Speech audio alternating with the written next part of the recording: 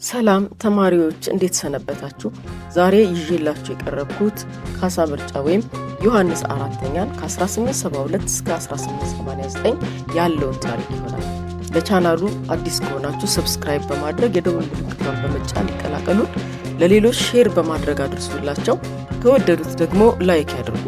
ሀሳብ፣ አስተያየት፣ ጥያቄ እንዲሁም እንዲሰራላችሁ የምትፈልጉት ርዕስ ካለ ኮመንት ላይ አስቀምጡልኝ። እስከ መጨረሻው በማዳመጥ የታሪኩን ጭብጥ እንድታገኙ አሳስባለሁ። አመሰግናለሁ። ዘሬን ኦፍ ካሳ ምርጫ ወር ዮሐንስ ዘ ፎርዝ ፍሮም 1872 to 1889። እንግዲህ ስለ ዮሐንስ አራተኛ ስናነሳ ዮሐንስ ፖለቲካሊ ምን አይነት ሰው ነበር፣ ምን አይነት አድሚኒስትሬሽን ሲስተም ይከተላል የሚለውን በምናነሳበት ጊዜ ዮሐንስ ሊብራል ነው ወይም ነፃ የፖለቲካ ሰው ነው። ሌላ ደግሞ ፌዴራሊዝም ጀስት ፌዴራሊዝም የሚመስል ወይም ደግሞ ደሴም አስ ፌዴራሊዝም ዲሴንትራላይዝድ ፓወር ኦር አድሚኒስትሬሽን ሲስተም እንደሚከተል እናነሳለን ማለት ነው። ይህ ደግሞ ስልጣንን የማካፈል ባህሪና ነፃነት የነበረው መሪ እንደነበር እናያለን ማለት ነው። ሌላው እንግዲህ ሂ ግራንትድ ኦር ኤ ግሬት ዲል ኦፍ አውቶኖሚ ቱ ሪጂናል ኤንድ ዳይናስቲክ ሩል፣ በነፃነት ከሪጂናል ሎርዶች ጋር ዲል የሚያደርግ ነፃነታቸውን በስፋት ሪጂናል ሎርዶች አፕላይ የሚያደርጉበት የዮሐንስ ዘመን እንደነበረ እናያለን ማለት ነው። እንግዲህ ይህንን ለማሳየት የዮሐንስ ሜዥር ወይም ደግሞ መገለጫዎች የነበሩት ምንድን ናቸው? ይህንን ነፃነቱን ወይም ደግሞ ሊብራሊዝሙን የሚያሳዩ ነገሮች የሚለውን ስናነሳ ለሚኒሊክ ሸዋ ንጉስ እንዲሆን ነፃነትን እንደሰጠ እናያለን። ይሁን እንጂ እዚህ ጋር ነፃነቱን ስናነሳ ግን የኢትዮጵያ ንጉስ ነኝ የሚለውን ሞቲቭ አውጥቶ ግን ደግሞ የሸዋ ንጉስ የሚሆንበትን መብት ሪኮግኒሽን እንደሰጠው ወይም እውቅና እንደሰጠው እንዳጸደቀለት እናያለን ማለት ነው። ሌላው ዮሐንስ ዘ ፎርዝ ኦልሶ ዲሲግኔትድ አዳል ተሰማ ኦፍ ጎጃም አዲስ ዘ ኔም ኦፍ ተክለ ሃይማኖት አስ ንጉስ ኦፍ ጎጃም ኤንድ ከፋ ኢን 1889። እንግዲህ 1881 ላይ ደግሞ አዳል ተሰማ ወዝ ሙስሊም አስ ኦሪጂን ማለት ነው፣ ከሙስሊም የመጣ ግለሰብ ነው። ከዛ በኋላ ግን ወደ ክርስትና ኮንቨርት ካረገ በኋላ ተክለ ሃይማኖት በሚል መጠሪያ ንጉስ የሚለውን ታይትል ሰጥቶ ከፋና ጎጃም ላይ ሪጂናል ሎርድ ወይም ደግሞ ገዢ እንዲሆን ሾሞት ነበር ማለት ነው። ይሄ ብቻ አይደለም። he did not interfere in the internal affairs of his vassals as long as they recognize his overlordship and pay tribute። እንደውም ለሪጂናል ሎርዶቹ ጣልቃ እንደማይገባ፣ በአሰራራቸው ላይ ጣልቃ እንደማይገባ፣ ኢቭን ታክስ አሰባሰብ ኢኮኖሚያቸው ላይ እንኳን ጣልቃ ገብቶ የራሱን ነገር እንደማይወስን ነፃነት የሚሰጥ ነፃ የሆነ መሪ እንደሆነ እናያለን ማለት ነው። ኤክስተርናል ፕሮቴክሽን ኦፍ ዮሐንስ ዘ ፎርዝ። እንግዲህ ዮሐንስ አራተኛውን ስናነሳ ወይም ካሳ ምርጫ የሚባለውን ሰው ስናነሳ ዘመኑን ሁሉ ያሳለፈው የውጭ ኃይላትን በመከላከል ነው፣ ፕሮቴክት በማድረግ ነው ማለት ነው። ይህን ስናነሳ ከግብጾች፣ ከማሃዲስቶች፣ ከጣሊያኖች ጋራ በጣም ትልቅ ትግል በማድረግ አገርን ላለማስደፈር ትልቅ ትግል ያደረገና ኢቭን ህይወቱ እስከ 1889 እስካለፈበት ጊዜ ድረስ መተማ ላይ ከማሃዲስቶች ጋር ጦርነት ላይ ተሰልፎ እንደነበረ ታሪክ ይነግረናል ማለት ነው። የግብጾችን ወረራ እናነሳለን። ኢንቬዥን ኦፍ ኢጅፕት ኢን ኢትዮጵያ 1875 ኢጂፕሽያን ሩለር ከዲቭ ኢስማኤል ፓሻ ላውንችድ ኤ ዋር አግሪሽን ኦን ኢትዮጵያን ፍሮም ደ ስሪ ዳይሬክሽን። በሚገርማችሁ ሁኔታ ከዲቭ ኢስማኤል ኢጅፕት ሩል በሚያደርግበት ጊዜ ኢትዮጵያን ለመውረር በሶስት አቅጣጫ ሰራዊት አሰልፎ እንደተነሳ እናያለን ማለት ነው። መጀመሪያ ላይ ፈርስት ኢን ኦክቶበር 1875 ላይ ነው። 1875 ላይ ስታዩ በተለይ መሐመድ ራኡፍ ፓሻ በሚባል የጦር መሪ አማካኝነት ሀረርን ሙሉ ለሙሉ መቆጣጠር የቻሉበትና ለ10 ዓመት ሀረርን በማስተዳደር ኢትዮጵያ ውስጥ የቆዩበትን የግብጾችን ወረራና የግብጾችን አካሄድ እናያለን ማለት ነው። በሁለተኛ ደረጃ ሌድ ባይ ወርነር ሙዘንገር። እንግዲህ ግብጽ በተደጋጋሚ በምታዩት ጊዜ ኢትዮጵያን ለመውረር በምታደርገው እንቅስቃሴ ከውጭ ሀገራት ወይም ደግሞ ከውጭ ሀገራት ጀነራሎችን፣ የጦር ኮሎኔሎችን በመግዛት ኢትዮጵያን ለመውረር ያደረገችውን እንቅስቃሴ አብረን እናነሳለን ማለት ነው። ወርነር ሙዘንገር የተባለው የኮሎኔል ነው፣ የጦር አዝማች ነው፣ ግን ደግሞ መርሰነሪ ነው ይላል። መርሰነሪ ማለት ስዊዘርላንዳዊ ሆኖ ግብፃዊ አይደለም፣ ግን በገንዘብ የተገዛ ቅጥረኛ መሪ፣ የጦር ሰራዊት መሪ የነበረ ሰው ነው። ኢትዮጵያን ለመውረር ወይም ደግሞ ኢንቬድ ለማድረግ የተገዛ የጦር አዝማች ነው። በሚገርም ሁኔታ ሀረር ላይ ከገቡ በኋላ እንደገና ደግሞ መልሰው በታጁራ ወይም ደግሞ የአሁኗ ጅቡቲ ዞረው በሙዜንገር አማካኝነት ለመውረር ወይም ደግሞ ወደ ውስጥ ለመግባት ሙከራ አድርገው ነበር። ነገር ግን የአፋር ፒፕል ፈጽሞ ሊያስገባቸው ፈቃደኛ ባለመሆን 5000 የሚሆኑ ሰራዊቶች ወንዶች ማለት ነው በአፋር ፒፕል ምን ሆኑ ይላል ተገደሉ ወይም ደግሞ ተጨፈጨፉ ማለት ነው። ዌን ሲ አባውት ሶስተኛ ላይ በምናነሳ ጊዜ ዌል አርምድ ኢጂፕሽያን አርሚ አፍተር ዘ ኮማንድ ኦፍ ዳኒሽ ኮሎኔል በአንድረፕ አማካኝነት 1875 ላይ ኦክቶበር ላይ ማለት ነው። አሁንም ሪችድ መረብ ሪቨር ምጽዋ አካባቢ ሄደው መረብ ሪቨር እንደደረሱ እናነሳለን ማለት ነው፣ እናያለን። በዚህን ጊዜ አሁንም ይሄም ዳኒሽ ኮሎኔል የሚለው እንግዲህ ዴንማርካዊ ኮሎኔል ነው፣ አንድረፕ ይባላል። በገንዘብ የተገዛ ነው እሱም። ከዛ በኋላ እሱን ተጠቅሞ ወደ መረብ መላሽ እንደተጠጉ እናያለን ማለት ነው። እንግዲህ ይህን ስናነሳ የግብፅን ታሪካዊ ጠላትነት እስካሁን ያላትንም ኢሜጅ ጨምሮ የሚያመላክት አካሄድ እንደሆነ እናነሳለን ማለት ነው። ባትል ኦፍ ጉንደት ኤንድ ጉራ እንግዲህ ሁለት ጦርነቶች አሁንም ከግብጾች ጋር ተደርገዋል። የመጀመሪያው እንግዲህ ጉንደትን እናነሳለን ማለት ነው። ዮሐንስ ከ20 ሺህ እስከ 25 ሺህ የሚሆኑ ወታደሮችን ለጦርነት እንዳንቀሳቀሰ ትእዛዝ እንደሰጠ እናያለን ማለት ነው። ከዛ በኋላ ኖቬምበር 16 1875 ላይ መረብ ሪቨርን አቋርጦ ጉንደት የሚባል ቦታ ላይ ከግብጾች ጋር ጦርነት ለማድረግ እንደሄደ እናያለን። እዚህ ጦርነት ላይ ምን ተፈጠረ የሚለውን በምናነሳበት ጊዜ ዋት አባውት ዘ ሪዘልት ኦፍ ባትል ኦፍ ጉንደት ፈርስት ዴይ ፎት ፎር 2 hours ኢፌክቲቭ አታክ ለሁለት ተከታታይ ሰዓታት በተደረገ ጠንካራ ጦርነት በግብጾችና በዮሐንስ ሰራዊት ወይም በኢትዮጵያ መካከል በተደረገ ጦርነት ኢትዮጵያ አሸናፊ ሆና እንዳስመዘገበች እናያለን። ለዚህም ማሳያ ደግሞ ኮሎኔሉ ራሱ አንድረፕ የተባለው ኮሎኔል ዴንማርካዊ ኮሎኔል ማለት ነው ህይወቱ አለፈ፣ ተገደለ። 1320 የሚሆኑ የግብፅ ሰራዊቶች ደግሞ ህይወታቸው አለፈ። እዚህ ቦታ ላይ ጉንደት ላይ በጣም አሳፋሪ የሆነ በጣም ከአቅም በታች በመሆን ግብጾች እንደተሸነፉ እንደገና መሸነፋቸውን ምንም እንኳን መሸነፋቸው እውነት ቢሆንም ያንን ላለመቀበል ያንን ሙሉ ለሙሉ ከኢትዮጵያ ለቀው እንዳልወጡ የኢትዮጵያን ክልል ለቀው እንዳልወጡ እናያለን ማለት ነው። ሌላው አቬንጅ ኦፍ ከዲቭ ኢስማኤል ነው። እንግዲህ ከዲቭ ኢስማኤልን ስናነሳ ጉንደት ላይ በተሸነፈው ሽንፈት ማለት ነው ለበቀል እንደገና ሲነሳ ታዩታላችሁ ነው። አፍተር ዘ ዲፊት ኦፍ ጉንደት ሎኬትድ ኢን ደ ሴሪያ ፕሮቪንስ ኦፍ ኤርትራ እንግዲህ የኤርትራ አውራጃ ናት ጉንደት የምትባል አካባቢ ላይ ያለች ፕሌስ ናት። ከዲቭ ኢስማኤል ፕሪፔርድ የሰከንድ ላርጅ ኤክስፔዲሽን አጌነስት ኢትዮጵያ በሁለተኛው ራውንድ ማለት ነው ኢትዮጵያን ለመውረር ሲንቀሳቀስ ታዩታላችሁ ማለት ነው። ሂ ዋንትድ ቱ አቨንጅ ሂዝ ኤርሊየር ሴትባክ ቀድሞ የተሸነፈውን ሽንፈት ያንን ለበቀል በከፍተኛ ቁጭትና በከፍተኛ ኃይል የተነሳበት እንቅስቃሴ ነበር ማለት ነው። the first battle in the second round in 1876 about 50,000 well trained armed Egyptian troops led by the commander of Mohammed Ratib Pasha and an American officer ጀነራል ሎሪንግ ኢንቬድድ ኢትዮጵያን ቴሪቶሪስ ኢን ዘ ኖርዝ እንግዲህ በኖርዝ አቅጣጫ በመሐመድ ራቲብ ፓሻ የጦር ኮማንደርነት እንደገና በሌላ ቅጥረኛ የአሜሪካ ጀነራል ሎሪንግ የሚባል የአሜሪካ የጦር ጀነራል ሎሪንግ የሚባል ሰው ኢትዮጵያን ኢንቬድ ለማድረግ ሲንቀሳቀሱ ታያቻላችሁ ማለት ነው።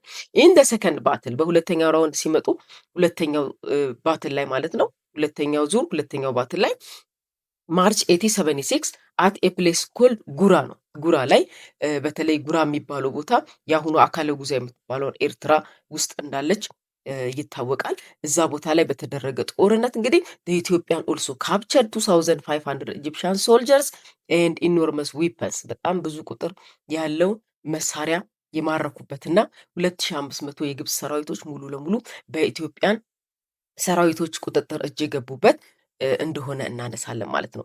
ስለዚህ እዚህም ቦታ ላይ ኦልሶ ኢትዮጵያን ቢካም ቪክተሪየስ ጉንደትም ላይ ጉራም ላይ አሸናፊ ሆና የተመዘገበችው ኢትዮጵያ ነበረች ማለት ነው። አፍተር ዘ ባትል ኦፍ ጉንደት ኤንድ ጉራ እንግዲህ ከባትል ኦፍ ጉንደት እና ጉራ በኋላ ምን ተፈጠረ? ምንድነው የነበረው ኤቨንት የሚለውን በምናነሳበት ጊዜ ኢጂፕሽያን ስቲል ሪሜንድ ኦኩፓይድ ቴሪቶሪስ ሙሉ ለሙሉ ግብጾችን ከኢትዮጵያ ክልል ማስወጣት አልቻለም። ዮሐንስ እንዲያፈገፍጉ ያደርጋል፣ ነገር ግን ሙሉ ለሙሉ እነሱን ማስወጣት አልቻለም። ስለዚህ ዮሐንስ አራተኛ ኤብል ቱ ፑሽ ዘ ኢጂፕሽያን አውት ኦፍ አይዘር ምጽዋ ኦር ቦጎስ እንግዲህ ምንም እንኳን ፑሽ ቢያደርጋቸው ሙሉ ለሙሉ ግን ከሀገሪቱ የማስወጣቱን ድፍረት አናይበትም ማለት ነው። ዲፊት ኢን ቱ ባትልስ ጌቭ ከዲቭ ኢስማኤል አን ኢምፖርታንት ሌሰን ዛት ኩድ ኖት ሪያላይዝ ሂስ ድሪም ኦፍ አኔክሲንግ ኢትዮጵያን ቴሪቶሪስ ባይ ፎርስ ኦፍ አርምስ እንግዲህ ከዲቭ ኢስማኤል ምንም እንኳን ኢትዮጵያን የመቆጣጠርና የመውረር ትልቅ ምኞትና ፍላጎት ቢኖረውም ይሄንን የማሳካቱ ግን ህልም ሆኖ እንደቀረበት ማሳካት እንዳልቻለ እናያለን ማለት ነው። however ዮሐንስ እነዚህን ሁለት ጦርነቶች ግብጾችን በሚገባ በተሳካ ሁኔታ ማሸነፉ አገር ውስጥ ላሉ ሪጂናል ሎርዶች በተለይ ለሚፈራቸው ለንጉስ ተክለ ሃይማኖትና ለሚኒሊክ ትልቅ ማስደንገጫ ትልቅ አላርም ሆኖ የታየበትና ለሱ ደግሞ ትልቅ ሱፐርሜሲን ወይም ደግሞ የበላይነትን ያስመዘገበበት ሁኔታ ኢቨንት ነበር ማለት ነው። ሌላው 1884 ላይ የተፈጠረውን ህይወት ትሪቲ ወይም አድዋ ትሪቲ የሚባለውን እናነሳለን። ህይወት ትሪቲ ወይም አድዋ ትሪቲ አንዳንድ መጽሐፍት ህይወት ትሪቲ ብለው ያስቀምጡታል፣ አንዳንድ ደግሞ አድዋ ብለው፣ አንዳንዶቹ ደግሞ ህይወት ኦር አድዋ ብለው ሁለቱንም ያስቀምጧቸዋል ማለት ነው። ይሄ ነገር ትንሽ ግራ እንዳያጋባችሁ። ህይወት ትሪቲ ማለት ዊሊያም ህይወት ወይም አድሚራል ዊሊያም ህይወት የብሪቲሽ ሪፕሬዘንታቲቭ ነው፣ ከዮሐንስ ጋራ ያደረጉት ስምምነት ነው። ይሄ ደግሞ ህይወት የሚለውን የህይወት ትሪቲ በሚሉ ጊዜ የሪፕሬዘንታቲቭን መጠሪያ ወይም ስም የተጠቀሙ ሲሆን አድዋ ደግሞ ትሪቲው የተደረገበትን ቦታ ለማመልከት የሚጠቀሙበት ነው ማለት ነው። ስለዚህ በህይወት ኦር አድዋ ትሪቲ 84 ላይ ምንድን ነው የሆነው፣ ትሪቲው ምንን በማስመልከት ነው የሚለውን ስናነሳ እንግዲህ አግሪመንት ወዝ ኖን አስ ህይወት ኦር አድዋ ትሪቲ። ስለዚህ ይሄ ህይወት ኦር አድዋ ትሪቲ የተባለ ዋት አባውት ኢትስ ኦብጀክቲቭ፣ ኦብጀክቲቭ አላማው ምንድን ነው የሚለውን እናንሳ። ይሄ ኦብጀክቲቭ ምንድን ነው? ዮሐንስ አግሪ ቱ ፋሲሊቴት ዘ ሴፍ ኢቫኩዌሽን ኦፍ ኢጂፕሽያን ትሩፕስ ሰራውንድድ ኢን ኢስተርን ሱዳን ቪያ ኢትዮጵያ። ስለዚህ ዮሐንስ ከብሪቲሽ ጋር ያደረገው ስምምነት ምንድን ነው? በተለይ ኢስተርን ሱዳን ላይ ተከበው የነበሩ በመሀዲስቶች ተከበው የነበሩ የኢጂፕሽያን ሰራዊቶች በኢትዮጵያ በምጽዋ በኩል አድርገው ሴፍሊ ማለት ነው ምንም ሳይጎሉ ሳይጎዱ በምጽዋ በኩል እንዲያስመልጣቸው የሚደረግ ስምምነት ነበር ማለት ነው። ይሄ ስምምነት ፕሪኮንዲሽን አለው። ይሄ ስምምነት በብሪቲሽ እና በዮሐንስ መካከል ወይም በኢትዮጵያ መካከል የተደረገ ሲሆን ፕሮሚሱ ምንድን ነው? ብሪቲሽ ምን አይነት ቃል ነው የገባችው ለዮሐንስ የሚለውን ስናነሳ ቦጎስን ለመመለስ ለኢትዮጵያ ቦጎስን ከመለሰች በኋላ በማን የተያዘችውን በኢጅፕት የያዘችውን ቦጎስ ለኢትዮጵያ መመለስ፣ እንደገና ደግሞ ምጽዋን ነጻ ስቴት ወይም ፍሪፖርት ለማድረግ ለኢትዮጵያ ፍሪፖርት ማድረግ ወይም ፍሪ ወደብ ማድረግ ነበር ማለት ነው። ስለዚህ ይህንን ቃሏን ብሪቲሽ ጠበቀችው የሚለውን ስናነሳ ብሪቲሽ ሙሉ ለሙሉ ቃሏን አልጠበቀችም። ዮሐንስ ግን ምንድን ያደረገው ሂ ሆነርድ ሂስ ወርድስ ባይ አሎዊንግ ዘ ኢንሰርክል ኢጂፕሽያን ትሩፕስ ቱ ቢ ኢቫኩዌትድ ባይ ዘ ሊደር ኦፍ ሂስ ጀነራል ራስ አሉላ ኦር አሉላ አባ ነጋ። እንግዲህ ይህንን አሉላ አባ ነጋ ወይም ጀነራል ራስ አሉላ የተባለውን የጦር ጀነራል በመጠቀም ምንም ሳይጎዱ የግብፅ ሰራዊቶች ከኢስተርን ሱዳን ተከበው የነበሩትን አስወጥቶ ማስመለጥ ችሎ ነበር ማለት ነው። ከዛ በኋላ ግን ብሪቲሽ ፌልድ ቱ ኪፕ ዜር ፕሮሚስ፣ ብሪቲሽ ቃሏን መጠበቅ አልቻለችም። ዮሐንስ ግን ቃሉን ጠብቆ ስምምነቱን ፈጽሞ ነበር። ነገር ግን ብሪቲሽ የገባችውን ቃል አልፈጸመችም። ኢን 1885 ኢጣሊ ዊዝ ዘ ሄልፕ ኦፍ ዘ ብሪቲሽ ኦኮፓይድ ምጽዋ ኤንድ ቢጋን ቱ ኤክስፓንድ ዘ ኢንቴሪየር ፍሮም ዘ ኮስት። በሚያሳዝን ሁኔታ 1885 ላይ ጣሊያን ምጽዋን እንድትቆጣጠር ፈቀደችላት ማለት ነው። ከዛ በኋላ ኢት ኤክስፓንድ ኢንቴሪየር ፍሮም ዘ ኮስት፣ ከኮስት ተነስታ ወደ ኢንቴሪየር ወይም ወደ ውስጠኛው መገስገስ የቻለችበት ሁኔታ ነበር የታየው ማለት ነው። ይሄ ሁኔታ እንግዲህ the Italian attempted to control the መረመላሽ or ኤርትራ was unacceptable both the ዮሐንስ and his military commander governor of መረመላሽ ራስ አሉላ። እንግዲህ ይሄ ሁኔታ ያለው የጣሊያን ግስጋሴ መረመላሽን ጥሶ ወደ ውስጥ የመግባቱ ፍላጎት ፈጽሞ በዮሐንስም ሆነ በራስ አሉላ የመረመላሽ ገቨርነር ነው ራስ አሉላ ፈጽሞ ተቀባይነት ያልነበረው ነበር ማለት ነው። ይሄን ሁኔታ ጣሊያኖች በሚያዩበት ጊዜ ቀጥታ ምንድን ያደረጉት ዘ ጣሊያንስ ካም ኢንቱ ዳይሬክት ኮንፍሊክት ዊዝ ዮሐንስ ከዮሐንስ ጋራ እና እንደገና ከራስ አሉላ ጋራ ቀጥተኛ የሆነ ጦርነት ለማድረግ ራሳቸውን ሲያዘጋጁ እናያለን ማለት ነው። The War of ራስ አሉላ ኤንድ ኢጣሊያን ጃንዋሪ 26 1887 እንግዲህ 1887 ጃንዋሪ ላይ ማለት ነው ምን ተፈጠረ የሚለውን ስናነሳ ዶጋሌ ኢንሲደንት ነው። የዶጋሌን ግጭት በምናነሳበት ጊዜ ራስ አሉላ የጣሊያኖችን ግስጋሴ ለመግታት ጥቃት የፈጸመበት 5000 ሰራዊቶችን ይዞ ትልቅ ጥቃትና ድንጋጤን በጣሊያን ላይ የጣለበት ሰዓት ነበር ነው። ይሄ እንግዲህ የዶጋሌ ኢንሲደንት ጣሊያኖችን እጅግ በጣም ያሰቃየና ኢትዮጵያ ውስጥ የመጀመሪያ በተለይ ድንጋጤን የጣለባቸውና ትልቅ ፍርሃትም ሰፈርድ ወይም ስቃይ ውስጥ እንዲገቡ ያደረጋቸው ጥቃት ወይም ደግሞ ግጭት ነበር ማለት ነው። ለዚህ ግጭት ደግሞ ጣሊያኖች እጃቸውን ሰብስበው እንዳልተቀመጡ እናያለን።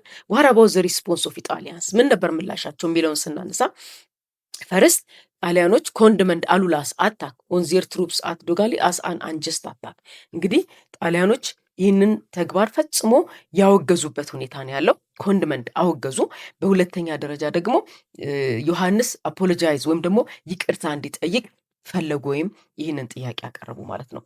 ያ ብቻ ሳይሆን ከይቅርታውን ባሻገር እንደገና ከውግዘቱን ባሻገር ከረን አሳርቴና ሀባብ ሪጅን የሚባሉትን አካባቢዎች ኦኮፓይ ለማድረግ ወይም ለመቆጣጠር ጥያቄ ያቀረቡ ማለት ነው። ይሄ ብቻ አይደለም። ዋንትድ ኦኮፓይድ ሰዓቲ ኤንድ ዌያ ዊች ዘይ ሪሊዝድ አት ዶጋሊ ላይ ጥቃት ሲደረግባቸው ምሽጋቸውን ለቀው ሰዓቲ የሚባል ቦታ የነበራቸውን ምሽግ ለቀው አፈግፍገው ስለነበረ ያንን ቦታ መልሰው መያዝ እንዲችሉ ሰዓቲና ዌያ የሚባሉትን ቦታዎች መልሰው ለመያዝ ጠየቁ ወይም ፍላጎታቸውን ገልጹ ማለት ነው። ከዛስ ኮንሲኩዌንስ ኦፍ ዘ ዶጋሊ ኢንሲደንት ሪዘልቱ ምን ሆነ? ፈርስት ክሪኤትድ ኤግሬት ዎሪ ፎር ጣሊያንስ ትልቅ ድንጋጤና ጭንቀት ውስጥ ጣሊያኖችን እየጣለ ነበር። በሁለተኛ ደረጃ ኢት ፕሮቮክድ አንድ ጣሊያን ዲዛይር ፎር ሪቬንጅ ጣሊያኖችን ለበቀል እንዲነሳሱ ያደረገ ነበር። ሰርድ ኢት ኢኳሊ ኦፌንደድ ዘ ብሪቲሽ ገቨርንመንት ልክ ጣሊያኖችን እንዳስቀየመና እንዳበሳጨው ሁሉ ይህ ዶጋሊ ኢንሲደንት ወይም ዶጋሊ ግጭት ልክ እንደዛ ሁሉ ብሪቲሾችንም ትልቅ ንዴት ውስጥ፣ ቁጭት ውስጥ፣ ብስጭት ውስጥ ያስገባ ተግባር ነበር ማለት ነው። እንግዲህ ይህንን ዶጋሊ ኢንሲደንት ተመልክቶ ወይም ደግሞ አያይዞ የብሪቲሽን ኢንተርቬንሽን ጣልቃ መግባት እንመለከታለን። ብሪቲሽ ጣልቃ በመግባት እንደ ፒስ ብሮከር ሆና ማለት ነው የራሷን ኢንቮይ ላከች ማለት ነው። ይሄ ኢንቮይ ጋራልድ ፖርታል ይባላል። ፖርታል ወደ ዮሐንስ ቀርቦ 1887 ላይ እንግዲህ ለመሸምገል ከብሪቲሽ ገቨርንመንት ተላከ ማለት ነው። ሽምግልናው ምን ነበረ? ራስ አሉላም ሆነ ዮሐንስ ዶጋሊ ላይ ለተፈጠረው ነገር ይቅርታ እንዲጠይቁ የሚል ነው። ስለዚህ ይህ ሁኔታ ዮሐንስንም ሆነ አሉላን ተቀባይነት እንዲሰጡት ወይም ደግሞ አክሰፕት የሚያደርጉት ጉዳይ ባለመሆኑ ሁለቱም ዮሐንስም ሆነ ራስ አሉላ ይህንን ነገር መቀበል አልቻሉም እና ስለዚህ ፖርታል ሚሽን ፌል ፖርታል ሚሽን ወይም ተልኮ አልተሳካም፣ ውድቅ ሆነ ማለት ነው። በዚህን ጊዜ ኢትዮጵያ በራሷ ሳይድ ለጦርነት ፕሪፔር መሆን ወይም ደግሞ ራሷን ማዘጋጀት ጀመረች ማለት ነው።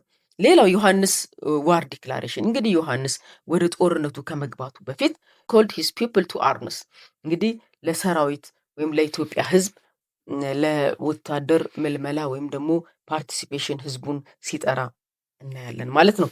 ምክንያቱም ትልቅ ከበባ ውስጥ ነው ያለው። ትሪያንጉላር ከበባ ወይም ደግሞ በሶስት ማዕዘን ነው እየተከበበ ያለው። በሳውዝ በዌስት እና በኖርዝ ነው። ይህንን እንግዲህ ከበባ መመለስ የሚችለው የኢትዮጵያ ሕዝብ ሲተባበሩ ስለሆነ ጥሪ ያቀረበ ማለት ነው። በዚህ ውስጥ የጠራው የአማርኛውን ኖሽን ላንብበው። የኢትዮጵያ ሕዝብ ሆይ ኢትዮጵያ የተባለችው ሀገር አንደኛ እናትህ ናት፣ ሁለተኛ ክብርህ ናት፣ ሶስተኛ ሚስትህ ናት፣ አራተኛ ልጅህ ናት፣ አምስተኛ መቃብርህ ናት። እንግዲህ የእናትን ፍቅር፣ የዘውድን ክብር፣ የሚስትን የዋህነት፣ የልጅን ደስታ፣ የመቃብርን ከባቲነት አስበ ተነሳ የሚል ጥሪ ያደረገ ማለት ነው። እንግዲህ የኢትዮጵያ ሕዝብ ይህንን ጥሪ ከሰማ በኋላ 1888 ላይ 80 ሺህ የሚሆን ሕዝብ ለዮሐንስ ምላሽ በመስጠቱ 80 ሺህ የጦር ሰራዊት ይዞ ወደ ሰዓት ይዘመተ ማለት ነው።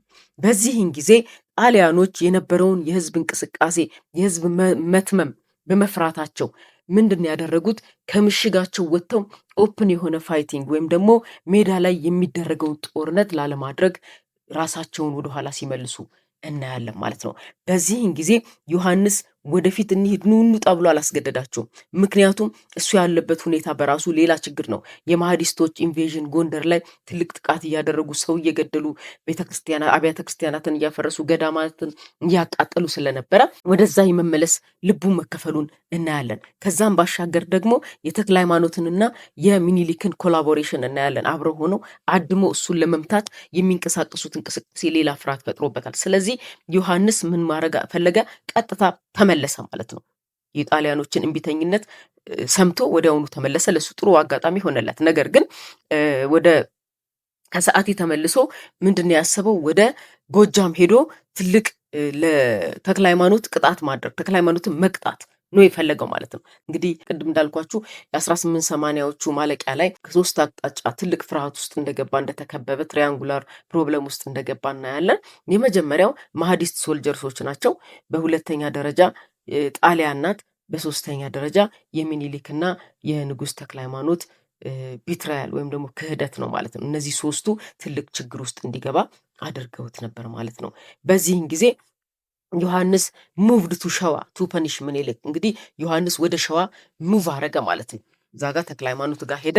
ከዛ በኋላ መጣ እንደገና ዮሐንስ ጋር ሙቭ ማነው ምኒልክ ጋር ሄደ። በዚህን ጊዜ ምኒልክ ራሱን ፕሪፔር አድርጎ ነበር ማንኛውንም መስዋዕትነት ለመክፈል ዮሐንስን ሬዚስት ለማድረግና ንጉስ የሚለውን መጠሪያ ለማግኘት ራሱን በደንብ አዘጋጅቶ የጦር ሰራዊት አለው።